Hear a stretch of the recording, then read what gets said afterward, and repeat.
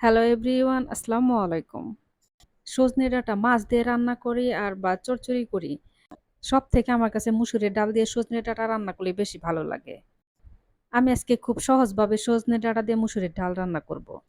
সজনে ডাঁটা রান্না করার জন্য আমি প্রথমে মুসুরির ডাল ধুয়ে পরিষ্কার করে নিয়েছি। এখন আমি একটি হাঁড়ির মধ্যে মুসুরির ডাল দিয়ে আমি পানি দিব পরিমাণ মতো। পানির মধ্যে আমি দিয়ে দিব পেঁয়াজ কুচি আর দিয়ে দিব কাঁচামরিচ, ১ চামচ আদা রসুন বাটা, ১ চামচ জিরা বাটা আর সামান্য একটু হলুদের গুঁড়া। আর দিয়ে দিব সামান্য একটু লবণ।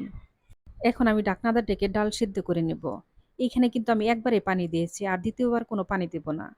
১০-১২ মিনিট পর আমি ঢাকনা উঠিয়ে নিয়েছি। দেখেন ডাল সিদ্ধ হয়ে গেছে। এখন আমি ডাল ঘুটনি দিয়ে ভালো করে ঘুটে একদম গলিয়ে ফেলবো ডাল। ডাল ঘুটনি দিয়ে ডাল ঘুটে নিয়ে একদম গলিয়ে ফেলেছি। এখন আমি ডালের মধ্যে সজনে ডাঁটা দিয়ে দিব। আর দিয়ে দিব একটা টমেটো। এখন আমি ঢাকনাটা ডেকে ডাল রান্না করে নেব। আমি অল্প করে পানি দিয়ে কিন্তু ডাল আগে সেদ্ধ করে নিতে পারতাম। কিন্তু না, ডালের মধ্যে একবারে বেশি করে পানি দিয়েছি, যেন ডালটার মধ্যে যত জাল পড়বে এই ডাল তত খেতে বেশি ভালো লাগবে। সজনের ডাল রান্না আমার হয়ে গেছে। এখন আমি নামিয়ে নেব। নিয়ে আমি সেই হাঁড়ির মধ্যে সয়াবিন তেল দিয়ে দিব। তেলের মধ্যে দিয়ে দিব ২ টা শুকনা মরিচ আর দিয়ে দিব আস্ত জিরা আর পাঁচফোড়ন আর একটা তেজপাতা দিয়ে দিয়েছি। এখন আমি দিয়ে দিব পেঁয়াজ রসুন। পেঁয়াজ রসুন আমি বাদামি করে ভেজে নেব। পেঁয়াজ রসুন ভেজে নিয়ে এখন আমি ডাল দিয়ে দিব।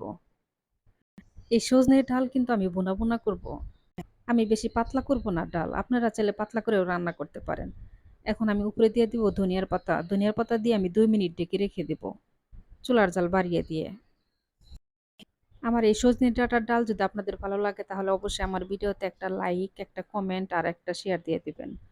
আর আমার চ্যানেলটিতে সাবস্ক্রাইব করে চ্যানেলের পাশেই থাকবেন। আমার ডাল রান্না হয়ে গেছে। সবাই ভালো থাকবেন, সুস্থ থাকবেন। আল্লাহ হাফেজ।